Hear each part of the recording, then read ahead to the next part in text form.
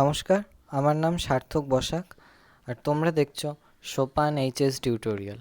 এটা এমন একটা চ্যানেল যেখানে আমরা ক্লাস 11-12-এর ছাত্রছাত্রীদের সমস্ত বিষয় সমস্ত চ্যাপ্টারের ইন ডিটেলস টিউটোরিয়াল দিয়ে থাকি এবং যারা সেই অর্থে অ্যাফোর্ড করতে পারে না শুধুমাত্র তাদের কথা মাথায় রেখে আমাদের এই উদ্যোগ। তোমরা আমাদের চ্যানেলে গেলেই দেখতে পারবে আমাদের সমগ্র প্লে লিস্ট ওয়াইজ সাজানো রয়েছে সমস্ত বিষয়ের সমস্ত টিউটোরিয়ালগুলো। তা আমি আজকে যে বিষয়টা নিয়ে কথা বলবো সেটা তোমরা আগেই দেখেছো থাম্বনেলে এবং এখানেও দেখছো। চ্যাপ্টারটার নাম বংশগতি ও প্রকরণ, তার দ্বিতীয় পর্ব। এটা ক্লাস 12-এর বায়োলজির 5th ইউনিট, যার প্রথম পর্ব নিয়ে আমরা এর আগেই একটা অলরেডি ক্লাস নিয়েছি, সেখানে আমরা অনেকটাই আলোচনা করেছিলাম। আজকে বাকিটা প্রথম পর্বে আমরা প্রথম 6টা টপিক নিয়ে কথা বলেছিলাম এবং আজকের যে বাকি 4টে টপিক রয়েছে 7, 8, 9, 10 সেটা নিয়ে আজকের আলোচনাটা করব। তাহলে শুরু করছি। আজকের প্রথম যে টপিকটা নিয়ে কথা বলবো সেটা হলো লিঙ্গ নির্ধারণ। আমাদের সিলেবাসে শুধুমাত্র ক্রোমোজোম ভিত্তিক লিঙ্গ নির্ধারণ রয়েছে। কী জিনিসটা না, ক্রোমোজোমের প্রকারের ওপর ভিত্তি করে কীরকম ক্রোমোজোম রয়েছে সেটা জেনে কোনো জীবের যদি লিঙ্গ নির্ধারণ করা হয় তাকে বলা হচ্ছে ক্রোমোজোম ভিত্তিক লিঙ্গ নির্ধারণ। কি বলছে এখানে দেখি, অধিকাংশ প্রজাতির প্রাণীতে লিঙ্গ নির্ধারক ক্রোমোজোমগুলিকে শনাক্ত করা সম্ভব। যেটা বলছিলাম, লিঙ্গ নির্ধারক ক্রোমোজোম কিছু রয়েছে এবং এদের ক্ষেত্রে ক্রোমোজোমের ওপর ভিত্তি করে লিঙ্গ নির্ধারণ করা হয়।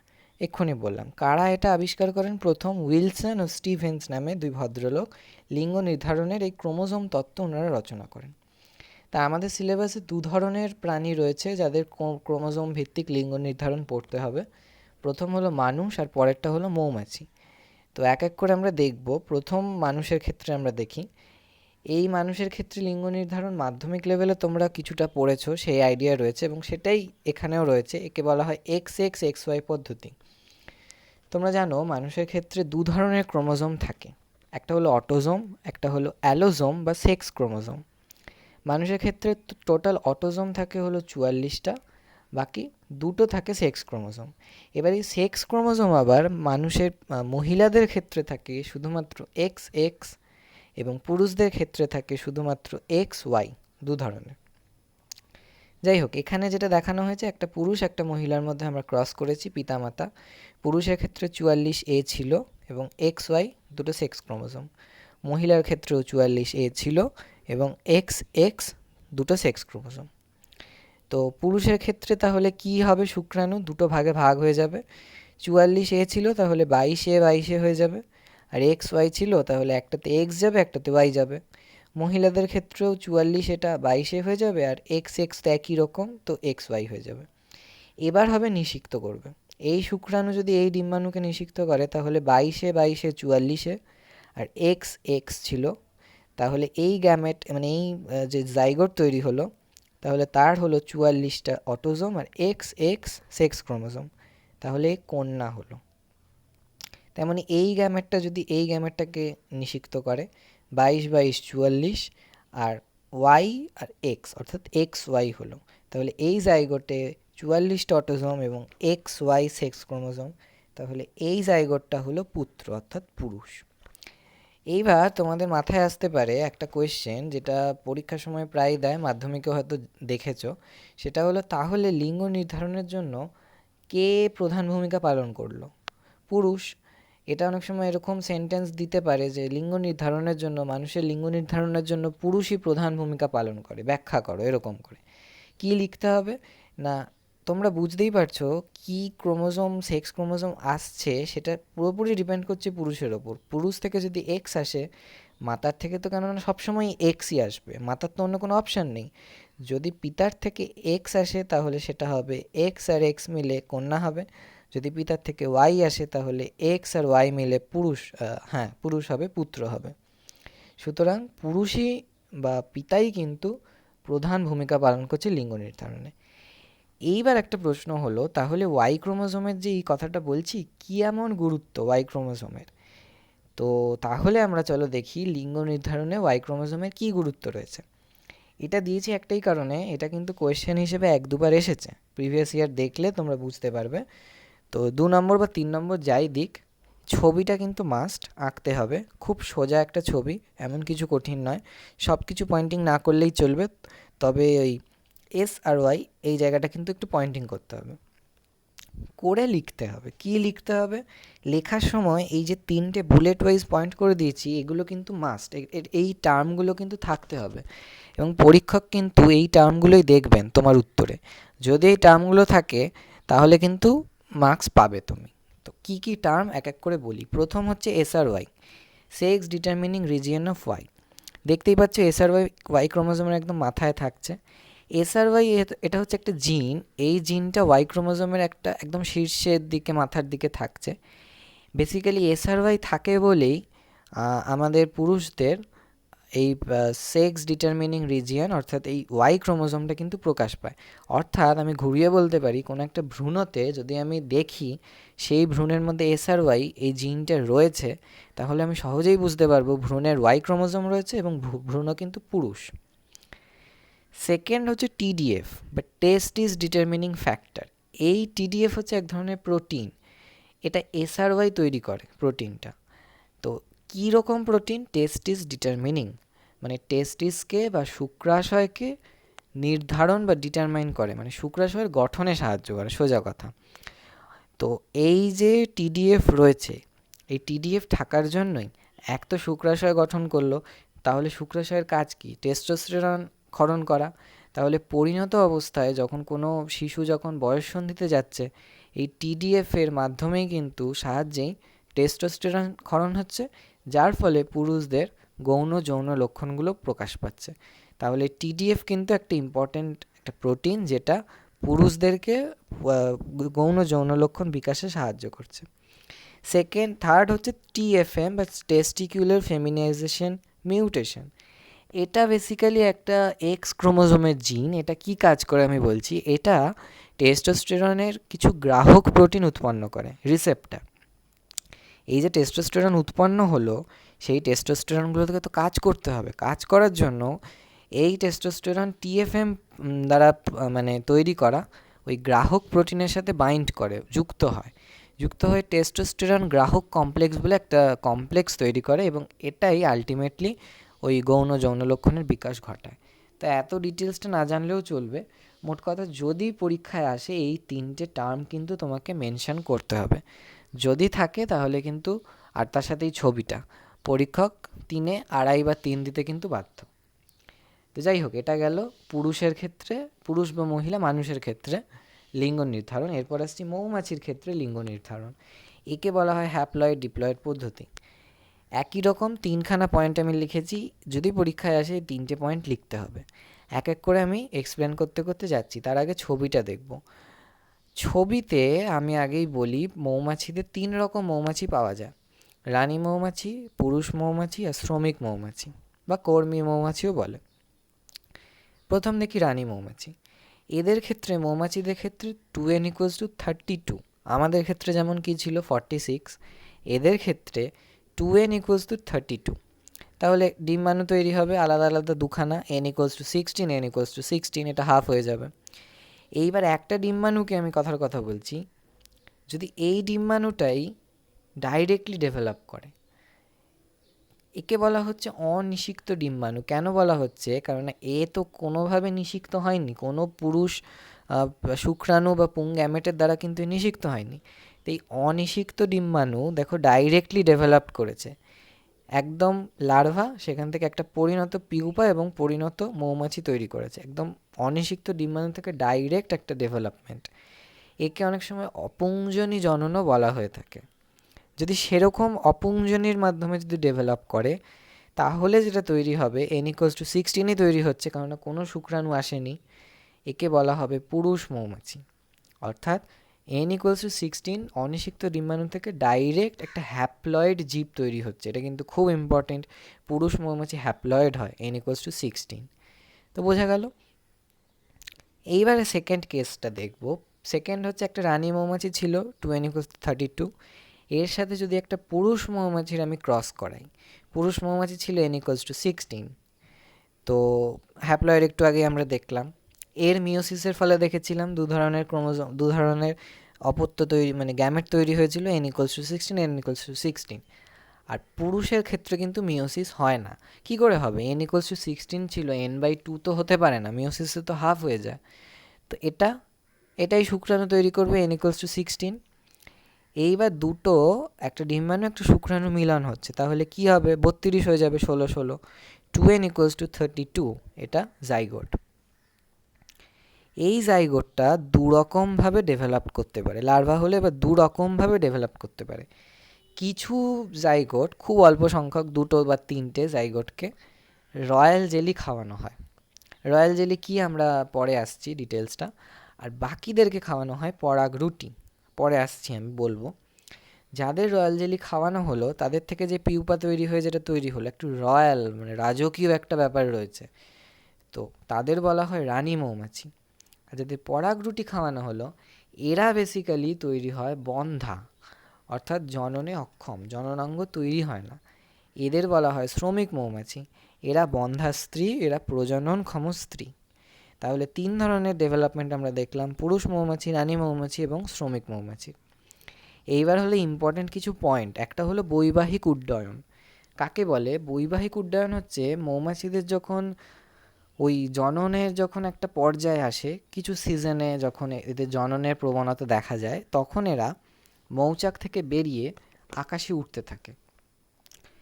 রানী মৌমাছি কয়েকটা থাকে, 2-3টে মতো রানী মৌমাছি প্রতিটা মৌচাকে থাকে। তাদের সাথে অসংখ্য পুরুষ মৌমাছি আকাশে উড্ডয়ন করতে থাকে। এইবারে আকাশে উঠতে উঠতেই একটা রানী মৌমাছি পুরুষ মৌমাছির সাথে যৌন সঙ্গমে লিপ্ত হয়।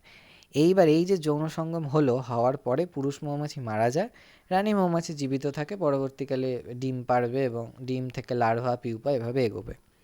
তো এই যে মানে একটা উড্ডয়ন, আকাশে ওড়া এবং জননে লিপ্ত হওয়া, একে বলা হয় বৈবাহিক উড্ডয়ন। আর দুটো টার্ম হচ্ছে রাজকীয় জেলি বা রয়্যাল জেলি, এখানে দেখেছি, আর পরাগ রুটি। এই দুটো বেসিক্যালি কি না, লার্ভা থেকে পিউপা হওয়ার আগে এইটা হচ্ছে কি লার্ভার খাবার। রাজকীয় জেলি হচ্ছে এই যে শ্রমিক মৌমাছি দেখেছিলাম, শ্রমিক মৌমাছির একদম পশ্চাৎভাগে কিছু গ্রন্থি থাকে, সেখান থেকে ক্ষরণ করে, এক ধরনের রস ক্ষরণ করে, এবং সবথেকে বড় কথা যেটা, সেটা হলো খুব প্রোটিন সমৃদ্ধ হয়। একে বলা হয় রাজকীয় জেলি। রাজকীয় জেলি কিন্তু মানুষের ক্ষেত্রেও কাজে লাগে, প্রচুর মানুষের রোগ চিকিৎসার জন্য এখান থেকে ওষুধ জাতীয় অনেক কিছু তৈরি হয় রাজকীয় জেলি থেকে। আর একটা হলো পরাগ রুটি, সেই অর্থে তেমন কিছুই নয়, বেশ কিছু পোলেন, তার সাথে মধু বা মোম, এই ধরনের কিছু মিশিয়ে পরাগ রুটি তৈরি করা হয়। তো এটা যারা পরাগ রুটি খায় তারা শ্রমিক মৌমাছিতে পরিণত হয়, যারা বন্ধা হয়। এই হচ্ছে টোটাল মৌমাছির লিঙ্গ নির্ধারণের পদ্ধতি। এরপরে আমরা একটা অন্য টপিকে যাব, সেটা হলো ক্রসিং ওভার। ক্রসিং ওভার নামটা তোমরা অলরেডি ক্লাস 11-এ যখন কোষ বিভাজন পড়েছো, মিওসিস কোষ বিভাজনের সময় নামটা তোমরা শুনেছো, ঠিক আছে? তো এখানে একটা ডেফিনেশন দিয়েছে, আমি ডেফিনেশনটা পরে আসবো, আগে ছবিটা দিয়ে বোঝার চেষ্টা করি। ক্রসিং ওভার দুটো ক্রোমোজোমের মধ্যে হয়, একটা ব্লু নিয়েছি, একটা রেড নিয়েছি। এইবার এই দুটো ক্রোমোজোমকে কি হতে হবে? সমসংস্থ হতে হবে। সমসংস্থ ক্রোমোজোম কাকে বলে আমরা পর্ব 1-এ আলোচনা করেছি, সুতরাং এখানে আমি আর অত ডিটেলসে বলছি না। তো দুটো সমসংস্থ ক্রোমোজোমের এইবারে দুটো টার্ম তোমাকে জানতে হবে, একটা হলো সিস্টার ক্রোম্যাটিড, একটা হলো নন সিস্টার ক্রোম্যাটিড। কাকে বলে? একটা ক্রোমোজোম, মনে করো এটা, এই একটা ক্রোম্যাটিড, এই একটা ক্রোম্যাটিড ছিল, এই যে দুটো ক্রোম্যাটিড, এদেরকে বলা হয় পরস্পরের সিস্টার ক্রোম্যাটিড, মানে ভাই বোনের মতো ব্যাপার, একদম সিস্টার, এরা দুজন দুজনের। তেমনি এটাও সিস্টার ক্রোম্যাটিড এই ক্রোমোজোমের ক্ষেত্রে। আর নন সিস্টার হলো মানে ভাই বোন নয়, অর্থাৎ এর এই ক্রোম্যাটিড আর এর এই ক্রোম্যাটিড, এই দুটো ক্রোম্যাটিডকে একত্রে বলে নন সিস্টার ক্রোম্যাটিড। তেমনি এটাও নন সিস্টার ক্রোম্যাটিড, এটার সাথে এটাও নন সিস্টার ক্রোম্যাটিড, এটার সাথে এটাও নন সিস্টার ক্রোম্যাটিড। তো আলাদা আলাদা দুটো ক্রোমোজোমের নন সিস্টার ক্রোম্যাটিড। ক্রসিং ওভার হয় হচ্ছে নন সিস্টার ক্রোম্যাটিডদের মধ্যে। দেখো এখানে ছবিটা দিয়েছি, ব্লু আর রেড, দেখো এটা আর এটা, এদের মধ্যে ক্রসিং ওভার হয়েছে, এরা দুজন তো নন সিস্টার। দেখো এরকম এক্স আকৃতির ক্রস, এক্স আকৃতির একটা হয়েছে, তাকে বলা হয়, ওই জন্যই ক্রসিং ওভার হয়েছে। হওয়ার ফলে কি হচ্ছে? হওয়ার ফলে এখান দিয়ে ক্রোমোজোমটা কেটে এর সাথে জুড়ে যাচ্ছে, মানে লাল থেকে ক্রোমোজোম কেটে নীলে জুড়ছে আর নীল থেকে ক্রোমোজোম কেটে লালে জুড়ছে। তাহলে কি আমি যদি ধরে নিই এখানে এ বি সি জিন ছিল, capital A capital B capital C, আর এখানে স্মল এ small B small c gene ছিল, তাহলে ক্রসিং ওভারের ফলে কি হলো, এক্সচেঞ্জ হলো।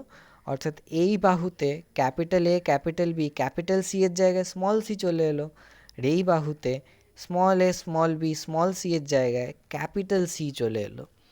অর্থাৎ জিনের আদান প্রদান ঘটল।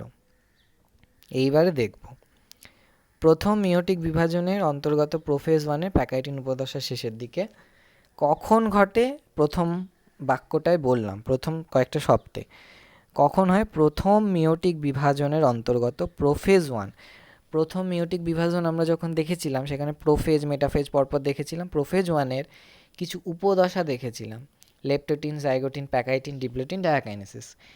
3 নম্বর যে দশাটা ছিল প্যাকাইটিন, সেই প্যাকাইটিন উপদশার শেষের দিকে হয়। কি হয় এবার, দুটো সমসংস্থ ক্রোমোজোমের বললামই, নন সিস্টার ক্রোম্যাটিডদ্বয় বললাম, সদৃশ্য অংশবিশেষ বিচ্ছিন্ন হয়ে সেগুলির আদান প্রদান ও পুনঃসংযোগ হওয়া। অর্থাৎ দুটো ক্রোমোজোমের নন সিস্টার ক্রোম্যাটিড কেটে গিয়ে আবার জুড়ে যাওয়া, এবং এর ফলে যেটা হয় সমসমস্ত ক্রোমোজোম দুটির জিনের পুনর্বিন্যাস হয়। অতএব জিনের পুনর্বিন্যাস, আমরা এতক্ষণ যেটা বলছিলাম যৌন জননের যেটা সুবিধে, জিনের পুনর্বিন্যাস বা নতুন প্রজাতির নতুন বৈশিষ্ট্যের জীব সৃষ্টি হওয়া, এই ক্রসিং ওভার হয় বলেই জিনের পুনর্বিন্যাস সৃষ্টি হচ্ছে। সংগঠনস্থল কখন বললাম, প্রোফেজ ওয়ানের প্যাকাইটিন উপদশা। কিছু গুরুত্ব রয়েছে, 3টে গুরুত্ব। এক হচ্ছে জিনের পুনর্বিন্যাস, এক্ষুনি বললাম, আর জিনগত ভেদ। যেহেতু জিনের ওই একটা আদান প্রদান ঘটছে, তো একটা নতুন জিনগত মানে প্রাণী তৈরি হতে পারে, প্রাণী বা উদ্ভিদ যাই বলো, জীব তৈরি হতে পারে। 2 নম্বর হলো ক্রোমোজোম ম্যাপ প্রস্তুতি। এবার এই ক্রোমোজোম ম্যাপটা কি? ম্যাপ তোমরা তো জানোই কোনো কিছু লোকেট করতে সাহায্য করে। এখানে একটা ডেফিনিশন দিয়েছি। ক্রোমোজোম ম্যাপ কিন্তু 1 বছর পরীক্ষায় এসেছিল, ক্রোমোজোম ম্যাপ 2 নম্বরে, সুতরাং এটা পড়তে হবে তোমাদের। কোনো ক্রোমোজোমে জিন লোকাসগুলির পরস্পরের সাপেক্ষে অবস্থানের সজ্জাক্রমকে ক্রোমোজোমের ক্রোমোজোম ম্যাপ বলে। অর্থাৎ একটা ক্রোমোজোমে ধরো কথার কথা এ বি সি রয়েছে, কিভাবে রয়েছে, এ বি সি নাকি বি সি এ নাকি বি এ সি নাকি সি এ বি, কীভাবে রয়েছে, কার পরে কে রয়েছে, সেই যে পরস্পরের সাপেক্ষে অবস্থান, কোন লোকাসে কোন জিন রয়েছে, এটার অবস্থানটাকে আমরা ক্রোমোজোম ম্যাপ বলছি। এর একক হলো ম্যাপ ইউনিট বা ম্যাপ একক এবং সেন্টিমর্গ্যান। এই হলো টোটাল ক্রসিং ওভার, মানে ক্রোমোজোম ম্যাপ টোটালটা গেল। থার্ড হচ্ছে জিনের রৈখিক বিন্যাস, একটু আগেই বললাম কোনটা কিভাবে রয়েছে এবিসি পরপর সরল রেখায় রৈখিকভাবে কিভাবে সজ্জিত, সেটা আমরা ক্রসিং ওভারের মাধ্যমে বুঝতে পারি। এ হলো পুরো ক্রসিং ওভারের গল্প। এইবার ক্রসিং ওভারের ঠিক উল্টো একটা ফেনোমেনা রয়েছে, তাকে বলা হচ্ছে লিঙ্কেজ। লিঙ্কেজ একদম উল্টো। কাকে বলছে, একই ক্রোমোজোমে অবস্থিত জিনগুলি জনিত্রী থেকে অপত্যতে সঞ্চারিত হওয়ার সময় একই সঙ্গে অবস্থান করার প্রবণতা। মানেটা কি, একই সঙ্গে অবস্থান করছে মানে ক্রোমোজোমগুলো, ক্রোমোজোমের যে জিনগুলো রয়েছে সেই জিনগুলো অর্থাৎ এ বি সি বা এ বি যদি আমি ধরি, পরপর এ আর বি একসাথে অপত্যতে পৌঁছে যাচ্ছে, অর্থাৎ আলাদা কিছু হচ্ছে না। একেই বলা হচ্ছে লিঙ্কেজ। কে আবিষ্কার করেছিলেন, বেটসন ও পানেট। 1906 বেটসন পানেট দুজন এই লিঙ্কেজ মানে ফেনোমেনাটা আবিষ্কার করেন। এর কিছু বছর পরে মর্গ্যান ও ক্যাসেল নামে 2 ভদ্রলোক লিঙ্কেজের ক্রোমোজোম তত্ত্ব দেন। কি ক্রোমোজোম তত্ত্ব, উনি কি বলেছিলেন, ওনারা 4টে পয়েন্ট বলেছিলেন। প্রথম হলো জিনগুলো ক্রোমোজোমের ওপর রৈখিকভাবে অবস্থান করে। রৈখিকভাবে অবস্থান মানে এই যে সরল রেখার একটা কথা বলছি, এই যে ক্রোমোজোমগুলোর ওপরে একটা সরল রেখাকে যদি আমি ক্রোমোজোম কল্পনা করি, 3 ডাইমেনশনালি কিন্তু থাকে না জিনগুলো ওই সরল রেখার ওপরই রৈখিকভাবে অবস্থান করে। এরপরে যেটা, সেটা হলো 2 নম্বর, যে জিনগুলোর মধ্যে লিঙ্কেজ ঘটে সেগুলো একই ক্রোমোজোমে অবস্থান করে। অর্থাৎ যে ক্রোমোজোমগুলোর মধ্যে লিঙ্কেজ, মানে যে জিনগুলোর মধ্যে লিঙ্কেজ হবে তারা একটাই ক্রোমোজোমে থাকবে, আলাদা আলাদা নয়। 3, সাধারণত জিনগুলি জনিত্রীজনুর অনুরূপ বিন্যাস বজায় রাখে। ওই যে বললাম এ বি একসাথে পরপর অবস্থান করছে, এরা জনিত্রীজনুর মানে জনিত্রী থেকে যখন অপত্যতে যাচ্ছে ওই সেই বৈশিষ্ট্যটা নিয়েই যাচ্ছে, যদি না ক্রসিং ওভার হয়। পরেরটাতেই বলেছে তবে ক্রসিং ওভার ঘটলে ব্যতিক্রম হতে পারে। 4 হচ্ছে ক্রোমোজোমের ওপর লিঙ্কড জিনগুলি পারস্পরিক দূরত্বের ওপর লিঙ্কেজের মাত্রা নির্ভর করে।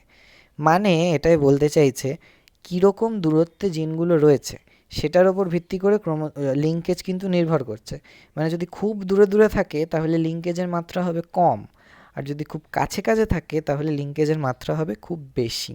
এটা মাথায় রাখতে হবে, এবং এটা কিন্তু ক্রসিং ওভারের একদম উল্টো ফেনোমেনা।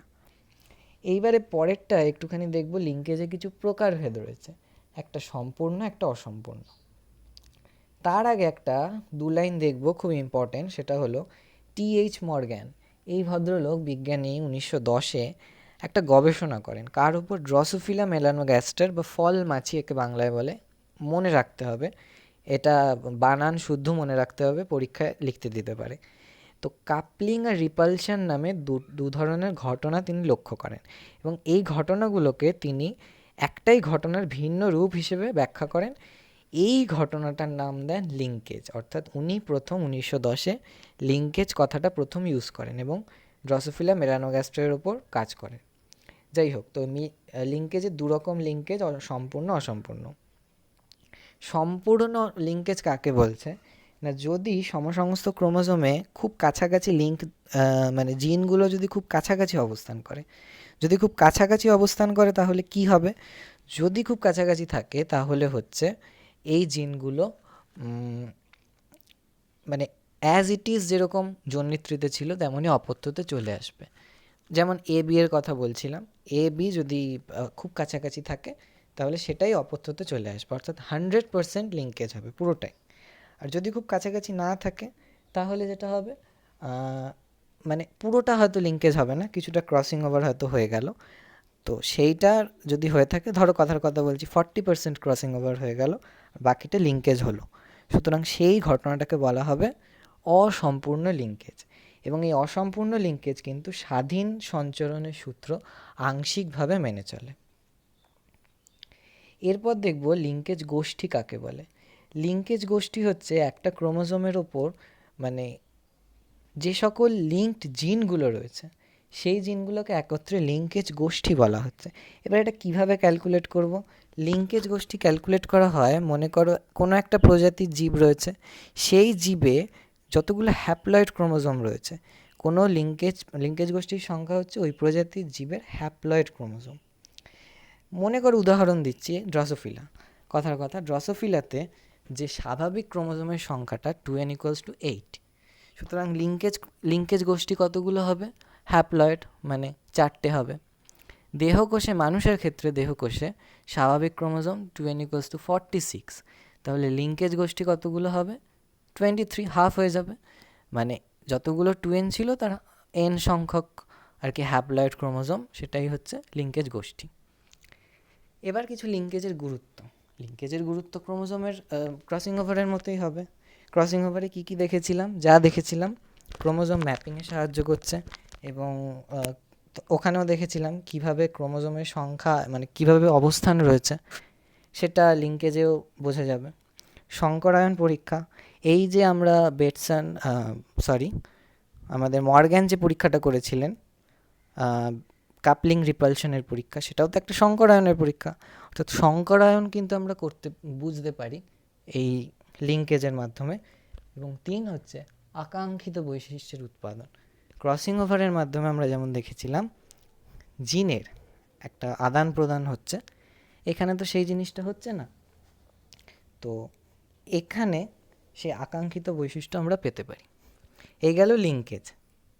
এরপরে আসছি পরিব্যক্তি কথাটা এর আগেও আমরা পেয়েছি, মিউটেশন বা পরিব্যক্তি, বেসিক্যালি ক্রসিং ওভার এবং এই যে পরিব্যক্তি মিউটেশন, এই দুটোই হচ্ছে একমাত্র উদাহরণ, মানে যৌন জননের একমাত্র এক্সক্লুসিভ ফিচার।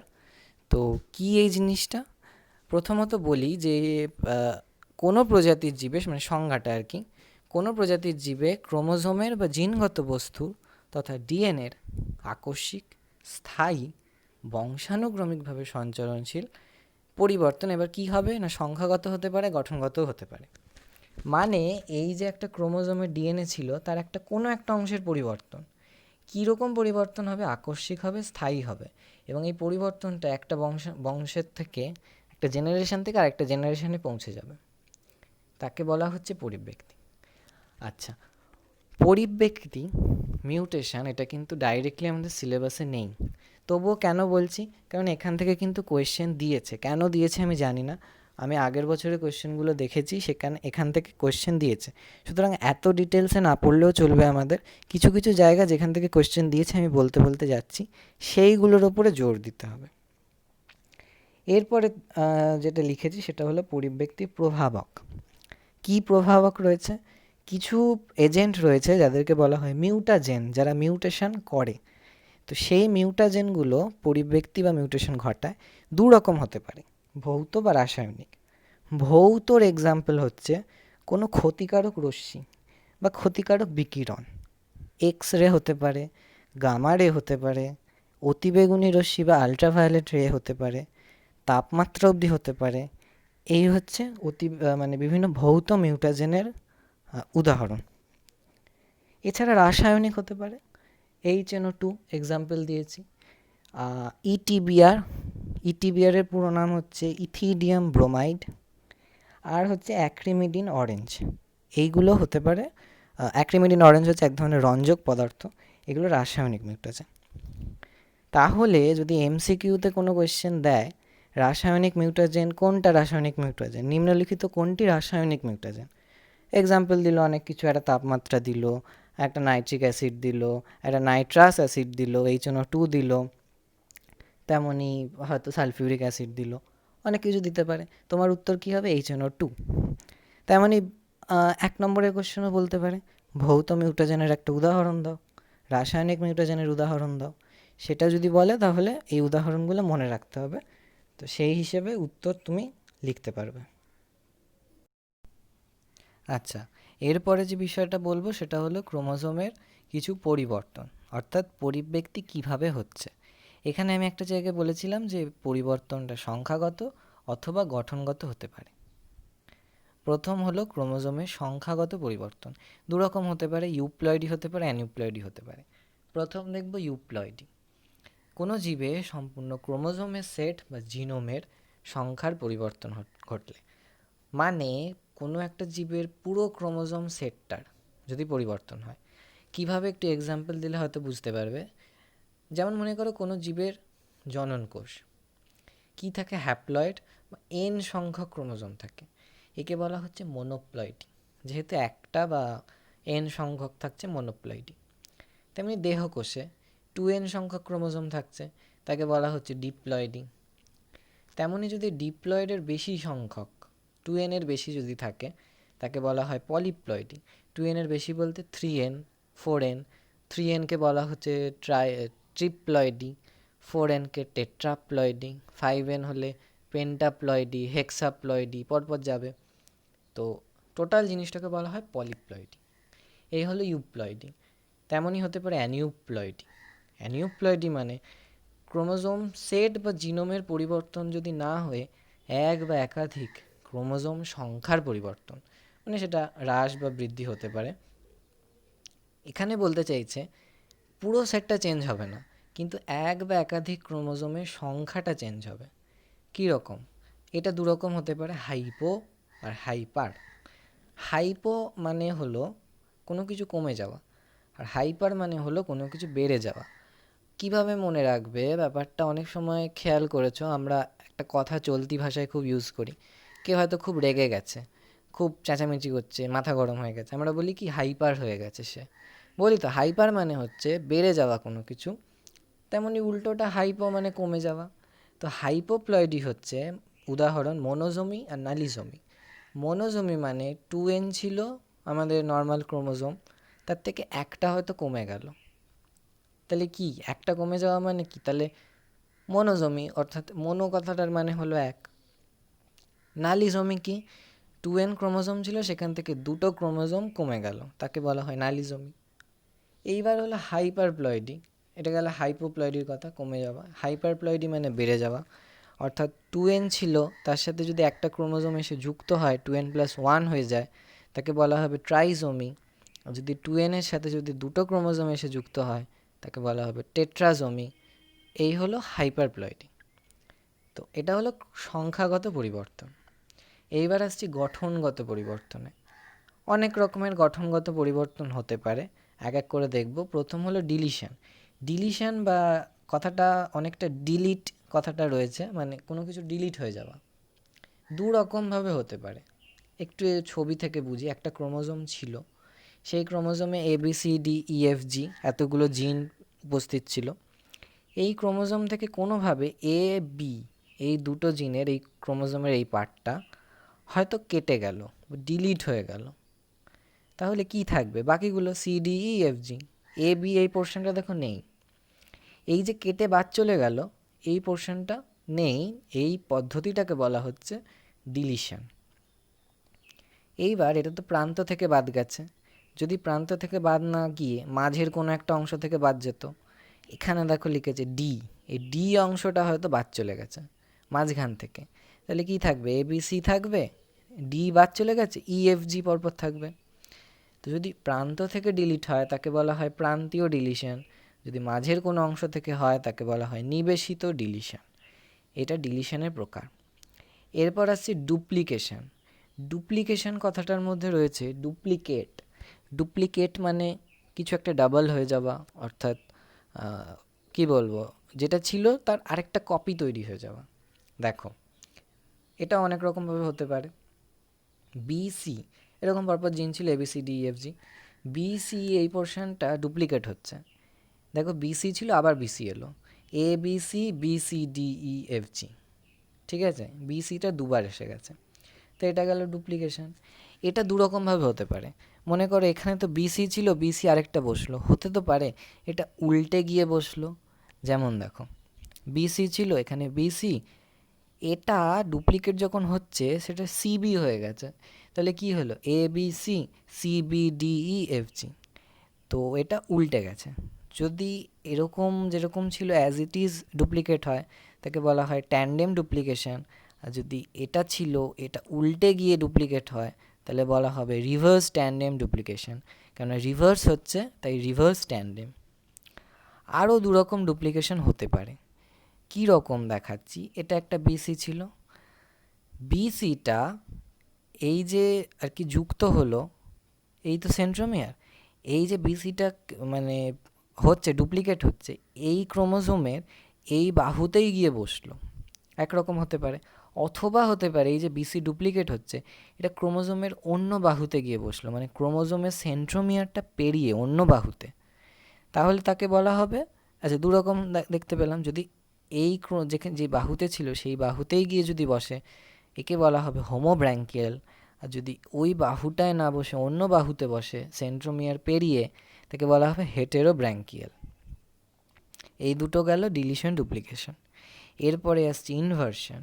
ইনভার্সন কথাটা দেখো, ইনভার্ট কথা উল্টে যাওয়া, ইনভার্ট করা, নামের মধ্যেই পুরো ডেফিনিশন লুকিয়ে রয়েছে। ABCDEFGH ছিল, BCD এইটুকু পোর্শন প্রথমে কেটে বেরোবে, 180 ডিগ্রি রোটেট করবে, উল্টে যাবে, দিয়ে তারপর ঢুকে যাবে। তাহলে BCD যেটা ছিল DCB হয়েছে, পুরো 180 ডিগ্রি উল্টে গেছে, ADCBEFGH এইভাবে হলো। এটা দুরকমভাবে হতে পারে। এখানে দেখিয়েছে একটা, সেটা হলো সেন্ট্রোমিয়ার নট ইনভলভড, সেন্ট্রোমিয়ারকে নিয়ে নয়, সেন্ট্রোমিয়ার ছাড়া। আরেকটা দিয়েছে দেখো সেন্ট্রোমিয়ারকে নিয়ে, সেন্ট্রোমিয়ার ইনভলভড, এখানে হচ্ছে DEF, আর উল্টে গেছে ABCFEDGH। যদি সেন্ট্রোমিয়ারকে না নিয়ে হয় তাকে বলা হবে প্যারাসেন্ট্রিক, যদি সেন্ট্রোমিয়ার নিয়ে হয় তাকে বলা হবে পেরিসেন্ট্রিক। এরপর হচ্ছে ট্রান্সলোকেশন। ট্রান্সলোকেশন কথাটার মানে হলো ট্রান্সলোকেট করা, এক জায়গা থেকে অন্য জায়গায় যাওয়া, ট্রান্সলোকেট। এতক্ষণ অবধি যেটা দেখছিলাম একটাই ক্রোমোজোমের মধ্যে সমস্ত দেখছিলাম, ট্রান্সলোকেশনটা না একটু আলাদা, দুটো ক্রোমোজোমের মধ্যে। এই একটা ক্রোমোজোম নিয়েছি ABCDEFGH, G অবধি ABCDEFG, আর একটা ক্রোমোজোম নিয়েছি, সেটা হলো MNOPQR। এইখানে জিনগুলো রয়েছে। এই ক্রোমোজোমের এই ওপরের পোর্শনটা AB, এই পোর্শনটা কেটে এখানে যুক্ত হবে, এটাই হলো ট্রান্সলোকেশন। তাহলে এখান থেকে কেটে যদি এর ওপর বসে, এখানে এই পোর্শনটা থাকবে না, তাহলে কি হলো, AB নেই, CDEFG।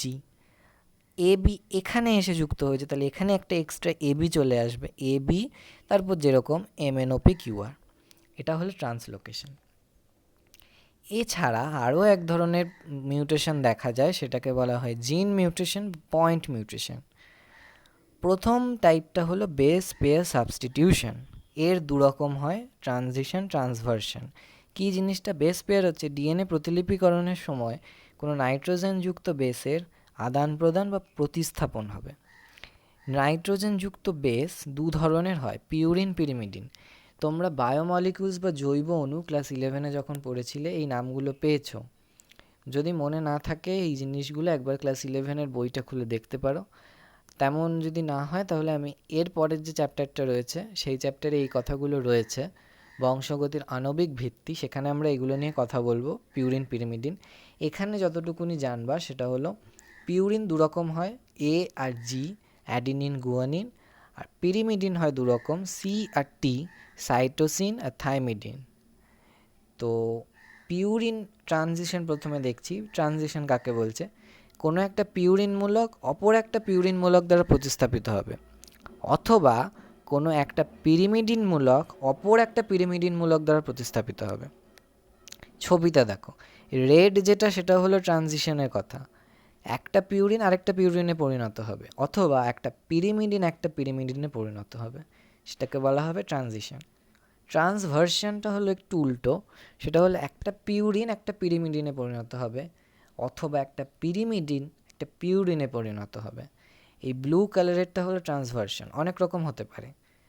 এই একটা পিউরিন পিরিমিডিন হচ্ছে, AC হচ্ছে বা CA হচ্ছে, তার মানে GT হচ্ছে বা TG হচ্ছে, AT হচ্ছে বা TA হচ্ছে, GC হচ্ছে বা CG হচ্ছে। এত রকম হতে পারে, 4 রকম। একটা পিউরিন একটা পিরিমিডিন হবে, অথবা একটা পিরিমিডিন একটা পিউরিন হবে। এ হলো ট্রান্সভার্সন। আর এক ধরনের হয় frame shift mutation. Frame shift mutation কথাটা হয় হচ্ছে আমাদের যে ডিএনএর মধ্যে পরপর বেসগুলো রয়েছে, নাইট্রোজেনযুক্ত বেস। এবার 3টে করে বেস এক একটা কোডন তৈরি করছে, 3টে করে বেস নিয়ে নিয়ে। তো এইবার একটু ছবিতে দেখো, ছবি থেকে বুঝবো। মনে করো এই একটা ডিএনএ নেওয়া হয়েছে, পরপর কি রয়েছে, AAA, ATG, CTT, CTC, এরকম পরপর রয়েছে। সেখান থেকে mRNA তৈরি হচ্ছে, যাই হোক সেটা আমার অতটা দরকার নেই। ডিএনএ রয়েছে, এটা স্বাভাবিক ডিএনএ। একটা হয় সাবস্টিটিউশন। সাবস্টিটিউশনটা যেটা, সেটা হচ্ছে দেখো এই ডিএনএর যে এই কোডনটা, এখানে এগুলো এক একটা কোডন, এটা একটা কোডন, এটা একটা কোডন, এটা একটা কোডন।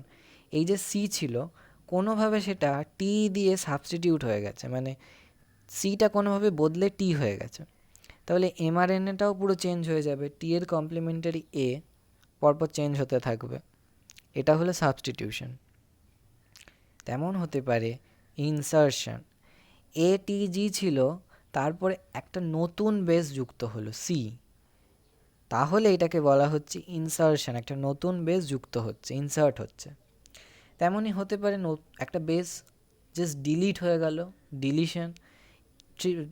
এ এ এ তারপরে 4টে A পরপর ছিল, ওই একটা A না কোনোভাবে ডিলিট হয়ে গেছে, তাহলে কি বাকি ফ্রেমটা সরে আসবে, এটাকে বলা হচ্ছে ডিলিশন। ওই যে ফ্রেম সরে আসছে একটা করে, এই যে ডিলিশনই হোক বা ইনসারশনই হোক, এই যে ফ্রেম সরে আসছে একে বলা হয় ওই জন্য ফ্রেম শিফট মিউটেশন। এটা শুধুমাত্র ডিএনএর একটা কোনো বেসের সংযুক্তি বা বিযুক্তির হয়, নাইট্রোজেন বেসের সজ্জাক্রমের পরিবর্তন, এটা দেখা যায়। এরপরে যেটা আমরা দেখব সেটা হলো লিঙ্গ সংযোজিত বংশানুসরণ। কী জিনিসটা? লিঙ্গ সংযোজিত বংশানুসরণ, এটা আমাদের মাথায় রাখতে হবে। লিঙ্গ সংযোজিত মানে সেক্স ক্রোমোজোমের সাথে রিলেটেড। কি বলছে? যে প্রক্রিয়া মানুষের সেক্স ক্রোমোজোমে, বিশেষত এক্স ক্রোমোজোমে, ইম্পর্ট্যান্ট, বিশেষত এক্স ক্রোমোজোমে অবস্থিত জিনগুলো একটা নির্দিষ্ট নিয়মে বংশ পরম্পরায় সঞ্চারিত হবে। এই যে বংশানুসরণটা হচ্ছে এটা শুধুমাত্র প্রচ্ছন্ন জিনের জন্য হচ্ছে, অর্থাৎ কোনো প্রচ্ছন্ন জিন যদি উপস্থিত থাকে, মানে স্মল দিয়ে যেগুলোকে আমরা লিখি সাধারণত প্রচ্ছন্ন জিন, দুটোই যদি প্রচ্ছন্ন জিন থাকে একমাত্র তাহলেই সেই ব্যক্তি আক্রান্ত হবে। আরেকটা পয়েন্ট খুব ইম্পর্টেন্ট, সেটা হলো এক্স ক্রোমোজোমে অবস্থিত এই জিন এগুলোকে বলা হয় লিঙ্গ সংযোজিত জিন, আর যেগুলো ওয়াই ক্রোমোজোমে অবস্থিত জিন সেগুলোকে বলা হচ্ছে হোল্যান্ড্রিক জিন। খুব ইম্পর্টেন্ট, এমসিকিউতে দিতে পারে হোল্যান্ড্রিক জিন কোন ক্রোমোজোমে থাকে, অপশান দেবে এক্স ক্রোমোজোমে, ওয়াই ক্রোমোজোমে, এক্স ওয়াই দুটোতেই, নাকি অটোজোমে। তোমার উত্তর কী হবে? ওয়াই ক্রোমোজোমে হোল্যান্ড্রিক জিন থাকে। তো এটা খুব ইম্পর্টেন্ট, লিঙ্গ সংযোজিত বংশানুসরণ। এবার একটুখানি ডিটেলসটা দেখব। এটা হলো বেসিক গল্পটা লিঙ্গ সংযোজিত বংশানুসরণে।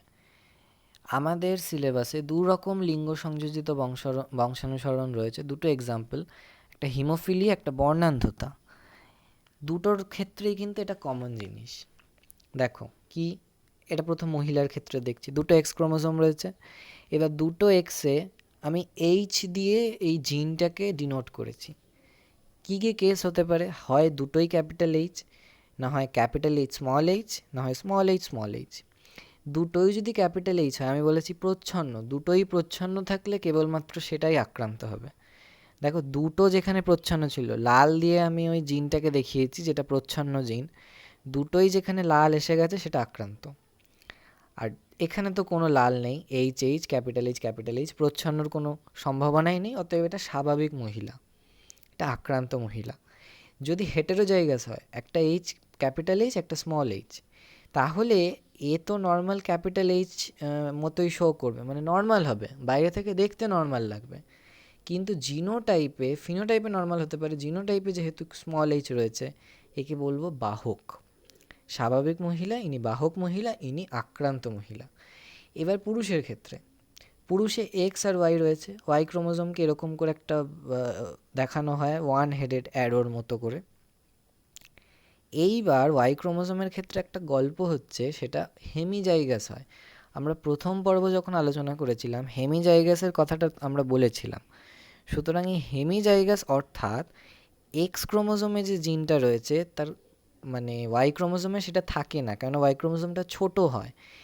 এখানে দেখো এইচ রয়েছে, এর এখানে কিছু নেই, ওয়াই ক্রোমোজোমটা তো নেই এখানে, সুতরাং এর মানে পেয়ারটা এখানে কিন্তু থাকে না। তাহলে দুরকম কেস হতে পারে, হয় ক্যাপিটাল এইচ থাকবে, নয় স্মল এইচ থাকবে। যদি ক্যাপিটাল এইচ থাকে সে তো স্বাভাবিক, আর যদি স্মল এইচ থাকে, একটাই স্মল এইচ আর কিছু নেই, তাহলে সে আক্রান্ত হবে। এইটা মাথায় রাখতে হবে, এই পাঁচটা জিনিস আমাদের প্রতিবার কাজে আসবে। একটা এক্সাম্পল দিয়ে বোঝাচ্ছি। ধরো ক্যাপিটাল এইচ স্মল এইচ আমি নিয়েছি, ইনি হচ্ছেন বাহক মহিলা, তাই তো? এক্স এক্স রয়েছে, বাহক একটাই রয়েছে লাল। আর একজন স্বাভাবিক পুরুষ নিয়েছি, ক্যাপিটাল এইচ শুধুমাত্র, আর কিছু নেই।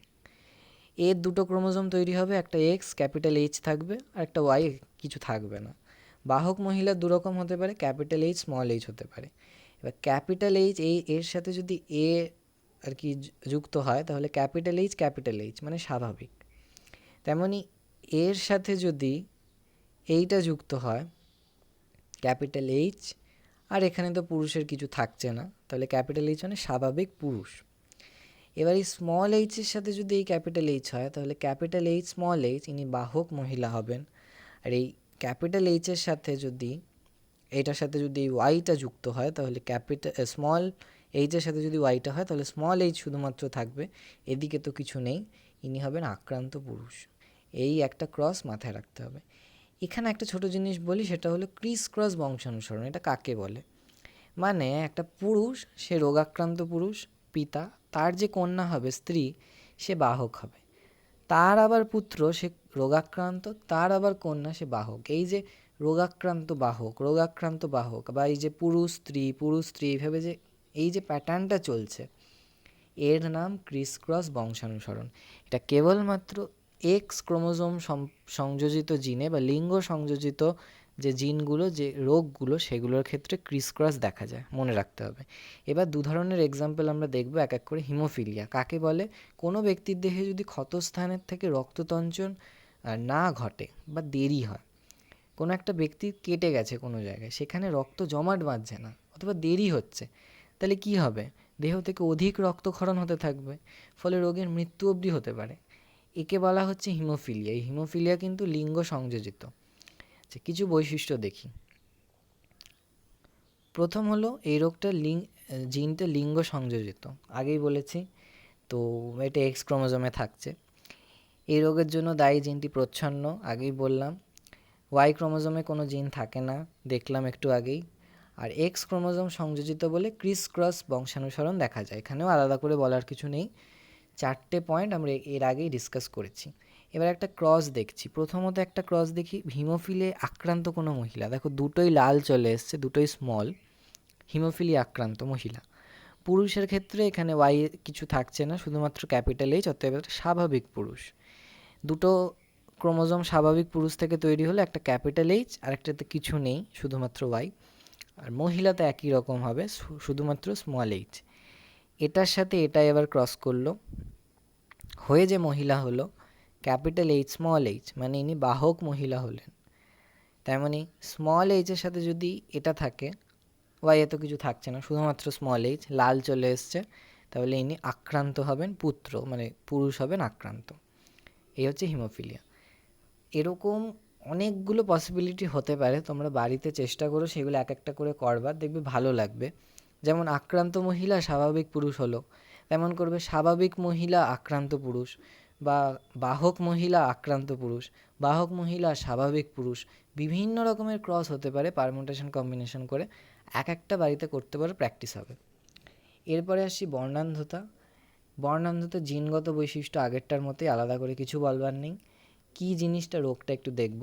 এই রোগে যেটা হয়, মানুষ লাল আর সবুজ রঙকে আলাদা করে চিনতে পারে না। এই রোগের জন্য যেটা হয়, এই জিনটা যেটা করে, রেটিনায়, চোখের রেটিনায় একটা ডিফর্ম করে দেয় রেটিনার অংশটা, তার ফলে লাল আর সবুজের মধ্যে প্রভেদ করতে পারে না। এখানে একটা ক্রস দেখিয়েছি, স্বাভাবিক মহিলাকে এখানে প্লাস প্লাস দিয়ে দেখিয়েছে, মানে প্লাসটাকে এখানে প্রকট বলেছে, আর সিকে বলেছে এখানে প্রচ্ছন্ন বর্ণান্ধ।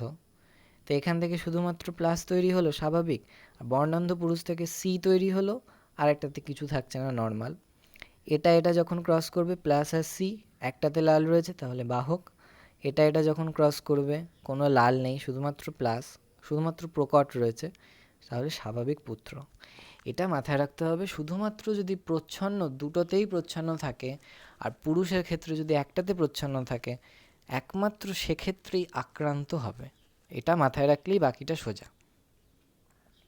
এটা গেল লিঙ্গ সংযোজিত। এরপরে এসছি মেন্ডেলীয় কিছু অস্বাভাবিকতায়। মেন্ডেলীয় অস্বাভাবিকতা, আগেরগুলোও মেন্ডেলীয় অস্বাভাবিকতা ছিল, আমি এখানে সংজ্ঞাটা পড়ছি।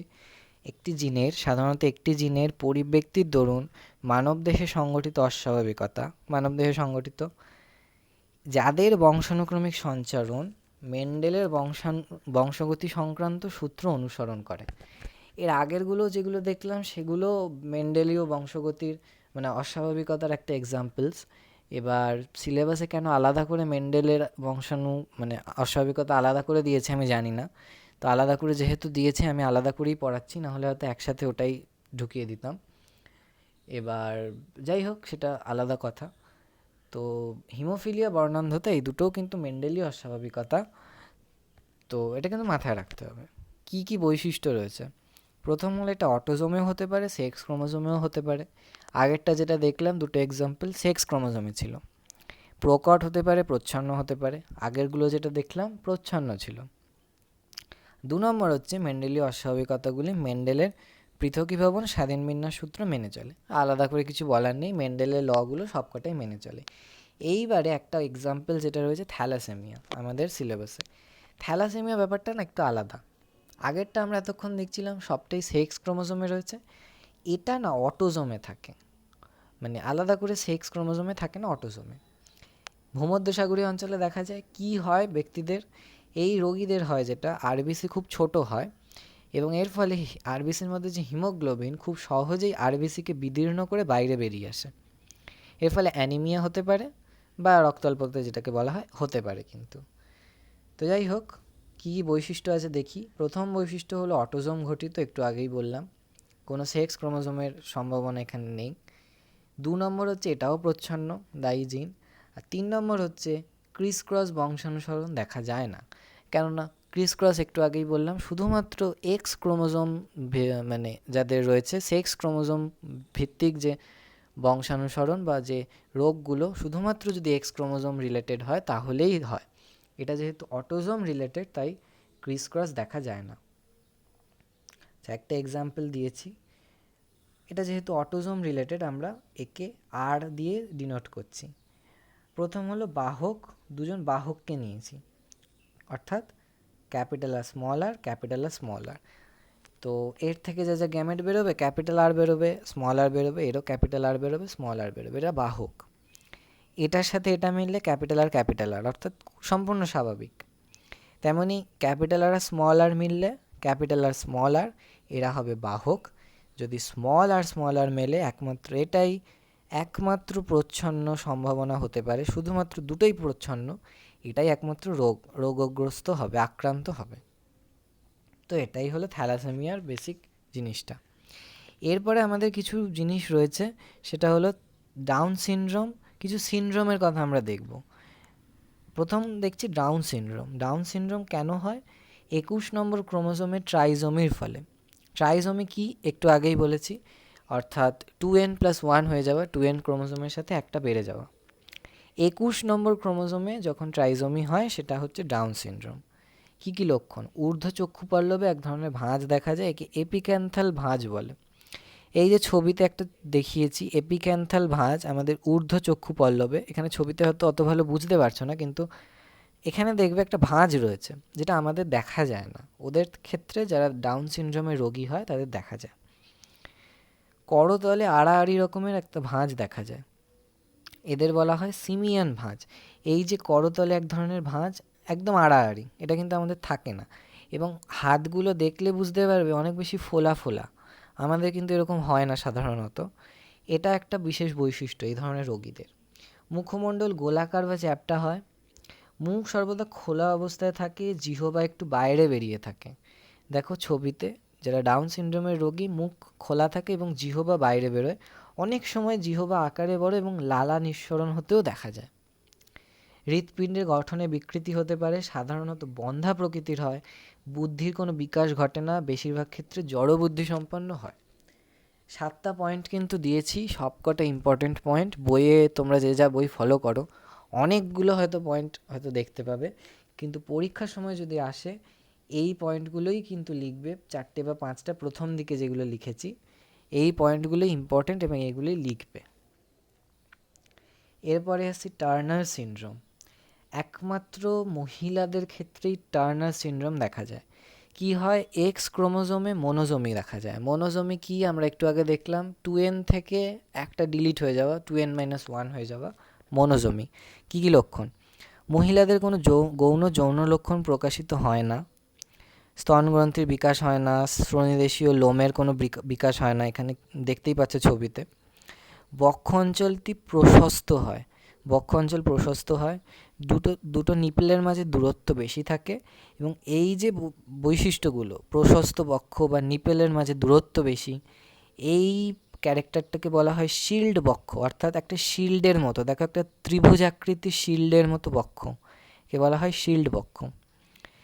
খর্বদৈর্ঘ্যে সাধারণত হয়, মাসিক ঋতু রজতচক্র ঘটে না, স্বাভাবিক, কোনো রকম গৌণ যৌন লক্ষণই প্রকাশ হচ্ছে না, ফলে স্বাভাবিকভাবে বন্ধা প্রকৃতির হয়।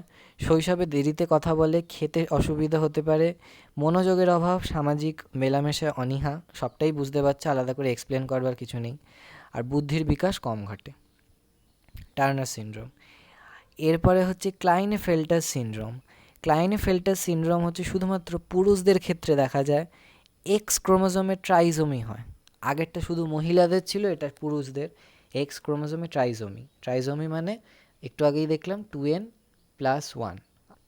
আর মনে আছে যখন ডাউন সিনড্রোম বলছিলাম তখন বলেছিলাম 21 নম্বর ক্রোমোজোমের ট্রাইজোমি, ওটা ছিল অটোজোমে, এটা হলো সেক্স ক্রোমোজোমে। কী কী লক্ষণ?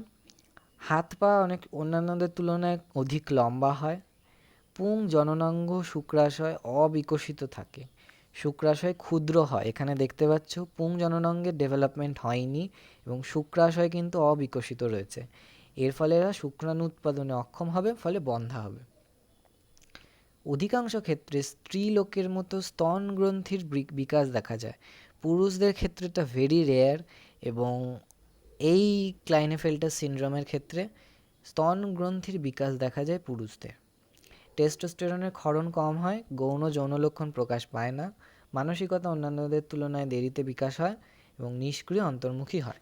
এই হলো ক্লাইনেফেল্টার সিনড্রোমের বেসিক জিনিসটা। আমি একটা চার্ট ওয়াইজ রাখবার চেষ্টা করেছি যাতে সহজেই দেখতে পারো। প্রধান কারণগুলো এখানে আমি আর আলাদা করে লিখিনি, তখনই আমরা বলেছিলাম যে ডাউন সিনড্রোমের কি, তোমরা নিজেরা যাতে এটা ফিল আপ করতে পারো, আমি এটা তোমাদের জন্য ছেড়ে রেখেছি। ডাউন সিনড্রোমের প্রধান কারণ কি বলেছিলাম? 21 নম্বর ক্রোমোজোমের ট্রাইজোমি। এইখানে 21 নম্বর ক্রোমোজোম দেখো 3খানা হয়ে গেছে, ঠিক আমি পয়েন্টারটা যেখানে রেখেছি 3খানা হয়ে গেছে। তাহলে ক্রোমোজোমের কি গঠন হবে? 45A ক্রোমোজোম গুণে দেখো 45খানা, 45খানা অটোজোম হবে, বাকি X X normal, X Y normal সেটা হতে পারে। টার্নার সিনড্রোম এখানে বসাবে। কি টার্নার সিনড্রোম দেখেছিলাম? মহিলাদের ক্ষেত্রে হয় এবং এক্স ক্রোমোজোমে মোনোজোমি দেখা যায়।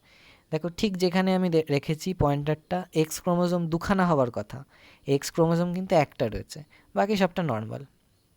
44A যেরকম আমরা নর্মাল হয়, এক্স এক্স হওয়ার কথা, এক্স 0 হয়ে গেছে, একটা এক্স কিন্তু ডিলিট হয়ে গেছে।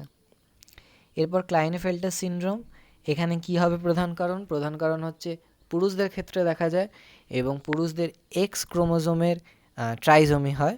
দেখো এখানে পয়েন্টারটা একটু বড় করলে বুঝতে পারবে। এখানে দেখো এক্স ক্রোমোজোম যেখানে রয়েছে ডাবল হয়ে গেছে, তাহলে এখানে 44A তো ছিলই। নর্মাল পুরুষদের এক্স ওয়াই হয়, এখানে যেহেতু এক্স ক্রোমোজোম ডাবল হয়ে গেছে, ডাবল এক্স ওয়াই। এটা হলো ক্লাইনেফেল্টার সিনড্রোমের মানে ক্যারিওটাইপ। তো এতটাই ছিল আমাদের আজকের চ্যাপ্টার। এই চ্যাপ্টারটা আপাতত শেষ হলো, 5th ইউনিটটা। এবং তোমাদের যদি এই ভিডিওটা ভালো লেগে থাকে, তোমাদের যদি কাজে লাগে, তাহলে অবশ্যই ভিডিওটাকে লাইক করো একটা, এবং আমাদের চ্যানেলটাকে অবশ্যই সাবস্ক্রাইব করে দিও। আমাদের চ্যানেলের প্লে লিস্ট ওয়াইজ দেখতে পারবে। আমরা এর আগে বাকি যে টপিকগুলো নিয়ে আলোচনা করেছিলাম সেগুলো সবটাই প্লে লিস্টে দেখতে পারো। আর এটা আমার ডিটেলস, কোনো রকম সমস্যা হলে এটা আমার সাথে যোগাযোগ করতে পারো, অথবা আমাদের কমেন্ট সেকশনেও জানাতে পারো কি সমস্যা। এটুকুই আজকের জন্য। আর তোমাদের মধ্যে যদি কেউ এই উদ্যোগ তোমাদের ভালো লাগে এবং তোমাদের চেনাশোনা বা তোমরা নিজেরা যদি আমাদের চ্যানেলে পড়াতে চাও, এভাবে ভিডিও দিতে চাও, তাহলে কমেন্ট সেকশনে প্রথমে একটা আমরা ফোন নাম্বার দিয়ে দিচ্ছি, তোমরা একটু ওনার সাথে যোগাযোগ করে নিও, উনি বাকিটা বুঝিয়ে দেবেন। তাহলে আজকে এতটুকুই, অনেক ধন্যবাদ সকলকে। পরের ভিডিওতে পরের চ্যাপ্টার নিয়ে আবার আসছি।